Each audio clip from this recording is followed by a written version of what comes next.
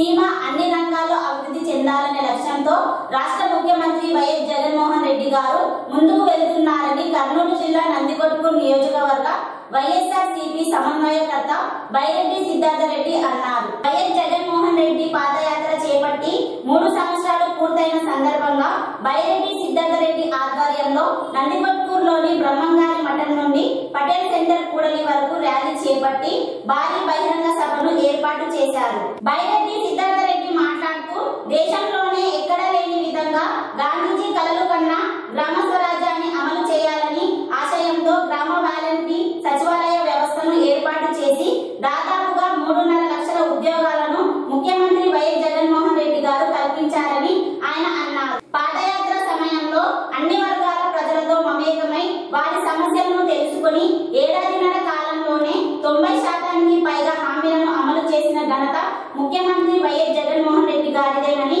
బైరెడ్డి సిద్ధార్థ రెడ్డి అన్నారు. రాయలసీమను సస్యశ్యామలం చేయాలనే లక్ష్యంతో 203 జియోను ప్రవేశపెట్టి లక్షల ఎకరాలకు సాగునీరు అందించే దిశగా వైఎస్ జగన్మోహన్ రెడ్డి గారు కృషి చేస్తున్నారని ఆయన అన్నారు. ఈ కార్యక్రమంలో మాజీ ఎమ్మెల్యేలు Labbi Venkata Swamy, Aijayya, Cherukucherla Sudhakar Reddy, market yard chairman Tuvva Sivaramakrishnareddy, Chandramouli, Sudireddy Ramesh Reddy, YSRCP నాయకులు, కార్యకర్తలు అధిక సంఖ్యలో పాల్గొన్నారు. జగనన్న ప్రజా సంకల్ప పాదయాత్ర ప్రారంభించి 3 ఏళ్లు పూర్తయిన సందర్భంగా ప్రజలలో నాడు ప్రజల కోసం నేడు అనే ఈ కార్యక్రమానికి విచ్చేసినటువంటి నందికొట్కూరు నియోజకవర్గ ప్రజలకి, వేదిక మీద ఉన్న పెద్దలకి, వైఎస్ఆర్సీపీ నాయకులకు, కార్యకర్తలకు, వైఎస్ జగన్మోహన్ రెడ్డి గారి అభిమానులకు అందరికీ ముందుగా నా హృదయపూర్వక నమస్కారాలు తెలియజేసుకుంటున్నాను.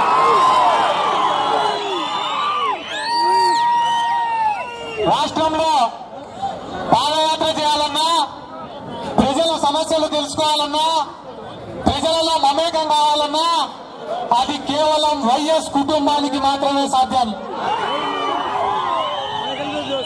ఆ రోజు వైఎస్ రాజశేఖర రెడ్డి గారి ప్రజా ప్రస్థానం గాని, షర్మిల గారి మరో ప్రజా ప్రస్థానం గాని, జగన్మోహన్ రెడ్డి గారి ప్రజా సంకల్ప పాదయాత్ర గాని 3648 కిలోమీటర్ల సుదీర్ఘ పాదయాత్ర మన రాష్ట్ర రాజకీయ చరిత్రనే మలుపు తిప్పిన మధురమైన పాదయాత్ర అది. ఈరోజు ఆ ప్రజా సంకల్ప పాదయాత్రలో జగన్మోహన్ రెడ్డి గారు ఎంతో మందిని, కూలీలను, రైతులను, కార్మికులను, విద్యార్థులను, ఉద్యోగులను, నిరుద్యోగులను, మహిళలను, కుల సంఘాలను, ప్రజా సంఘాలను, విద్యార్థి సంఘాలను అందరినీ కూడా కలవడం జరిగింది. వారి యొక్క సమస్యలను తెలుసుకోవడం జరిగింది. ఆ సమస్యల ఆధారంగానే 2019 ఎన్నికల మేనిఫెస్టో కూడా తయారు చేయడం జరిగింది. మేనిఫెస్టో తయారు చేయడం మాత్రమే కాదన్నా, సంవత్సరం రోజుల అధికారంలోనే 90% వాగ్దానాలను అమలుపరిచిన నాయకుడు వైఎస్ జగన్మోహన్ రెడ్డి గారు.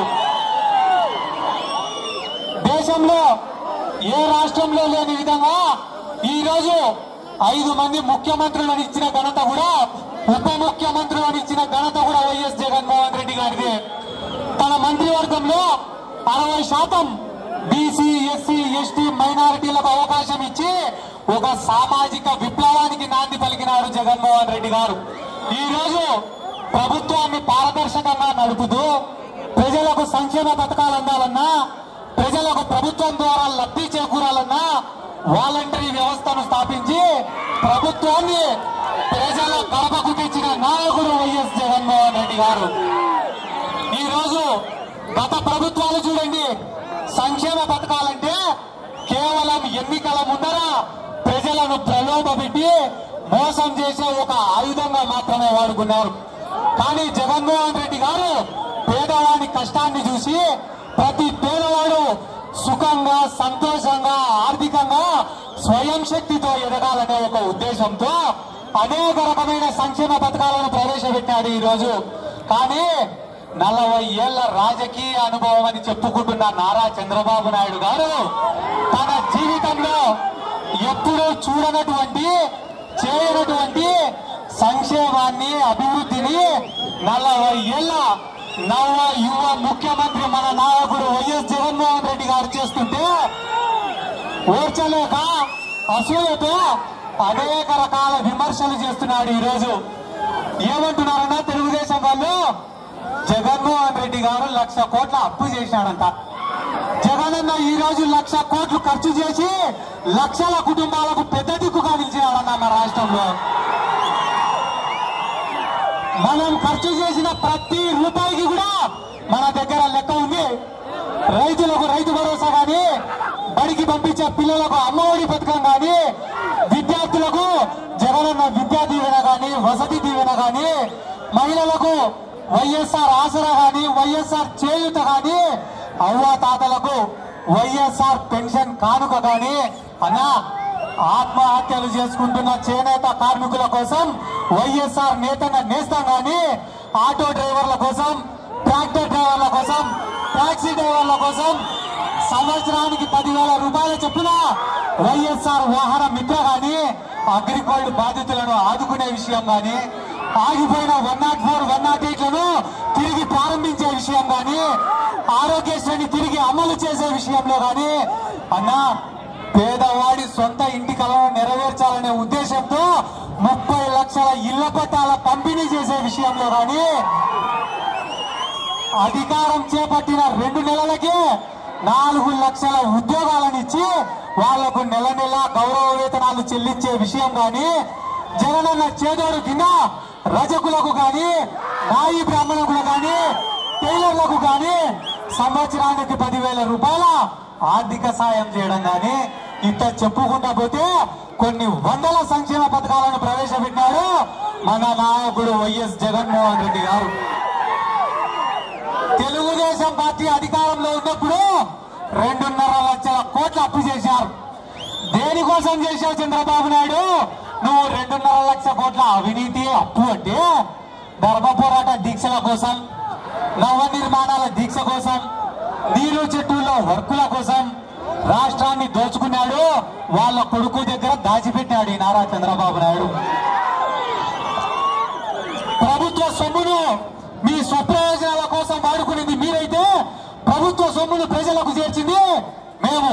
అది నాడు, ఇది నేడు అని కూడా ఈ రోజు మీకు అందరికీ తెలియజేసుకుంటున్నాను. మీరందరూ కూడా గమనించండి. ఆ రోజు ఎన్నికల సమయంలో మేము ఊరు ఊరు తిరిగి చెప్పినాం, గడప గడప తిరిగి చెప్పినాం. ఏం చెప్పినాం? చంద్రబాబు నాయుడు కరువు, 2 కూడా కవల పిల్లలని చెప్పినాం. చంద్రబాబు నాయుడు ముఖ్యమంత్రిగా ఉన్న 5 సంవత్సరాలు రాష్ట్రంలో కరువే. రైతాంగం గాని, వ్యవసాయం గాని మన రాష్ట్రంలో తీవ్రంగా నష్టపోయినాయి. మొత్తం మన రాష్ట్రాన్ని నాశనం చేసే పరిస్థితికి దిగజారినాయి. కానీ మన పార్టీ అధికారంలోకి వచ్చిన తర్వాత, జగనన్న ముఖ్యమంత్రి అయిన తర్వాత, అనిలన్న ఇరిగేషన్ శాఖ మంత్రి అయిన తర్వాత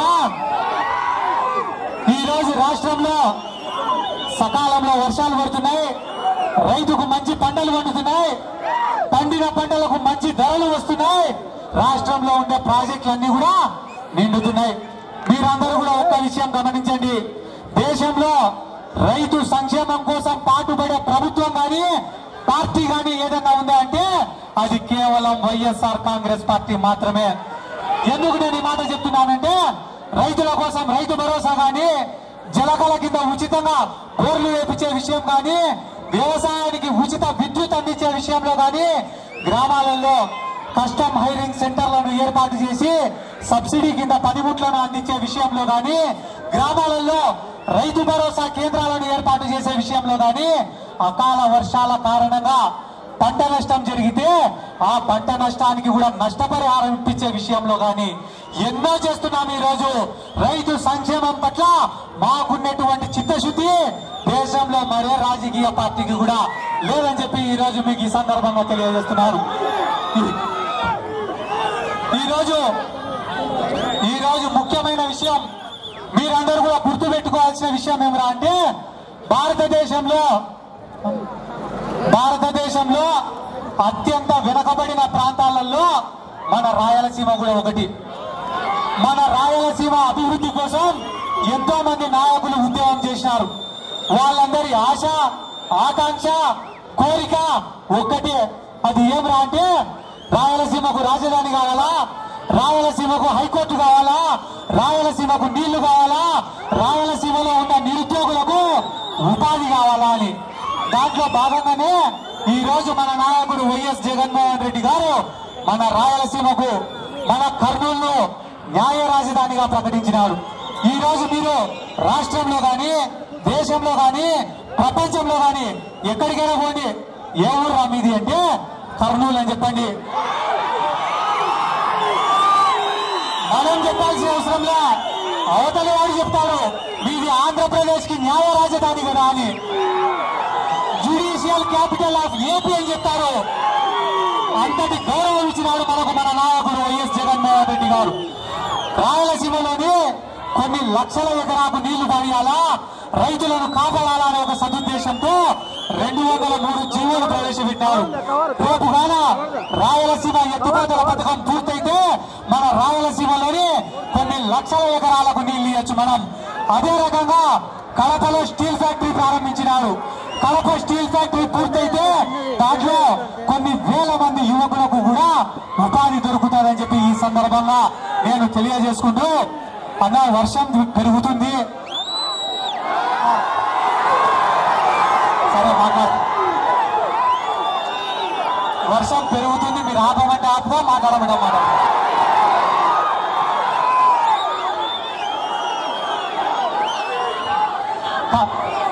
కరోనా ప్రపంచాన్నే గడగడలాడించింది కరోనా. అటువంటి క్లిష్ట సమయంలో కూడా, అటువంటి సంక్షోభంలో కూడా మన జగనన్న ఇచ్చిన పాలనను చూసి దేశం మొత్తం గర్వించింది. మన రాష్ట్రంలో చేసినన్ని కరోనా పరీక్షలు ఈ దేశంలో వేరే ఏ రాష్ట్రంలో కూడా చేయలేదు. మంచి క్వారంటైన్ సెంటర్లను ఏర్పాటు చేశారు. క్వారంటైన్ సెంటర్లలో పేషెంట్లకు పెట్టే భోజనాలు కూడా బాగున్నాయా లేదా అని పర్యవేక్షించినారన్న మన నాయకుడు జగన్మోహన్ రెడ్డి గారు. మన నందికొట్కూరులోనే నేను ఒకరికి కరోనా వస్తే ఫోన్ చేసిన, అన్న క్వారంటైన్ సెంటర్ కు పోయినావంట, ఏమన్నా పరిస్థితి అంటే, అన్న నాకు ఇంట్లో కన్నా ఈయనే బాగుందన్నా అన్నాడు. సరేలే అని చెప్పి ఫోన్ పెట్టేసి ఇంకొక ఆయనకు ఫోన్ చేసిన, ఏమన్నా నీ పరిస్థితి ఎట్టుందన్నా అంటే, అన్న పోయేటప్పుడు 70 కేజీలు ఉన్నాయన్నా, ఇప్పుడు 75 అయినా అన్న అంటున్నాడు. కరోనా సమయంలో ఎవ్వరు కూడా ఊహించనంత మంది చనిపోవడం జరిగింది. మనకు కళ్ళ ముందర ఉన్నటువంటి మనుషులు చనిపోవడం జరిగింది. మన మనసుకు దగ్గరైన వాళ్ళు చనిపోవడం జరిగింది. అటువంటి పరిస్థితుల్లో కూడా సమర్థవంతమైన పాలనను ఇచ్చి మనల్ని కరోనా నుంచి కాపాడిన వ్యక్తి మన నాయకుడు జగన్మోహన్ రెడ్డి గారు. అన్నా వర్షం పెరుగుతుంది, 2 నిమిషాలు అన్న, మీరు మనసంగా ఉండేవా? 2 నిమిషాలు. సరే, వర్షం ఎక్కువైందన్నా. చివరిగా మీకు అందరికీ ఒక్క విషయం స్పష్టంగా చెప్పదలుచుకున్నా.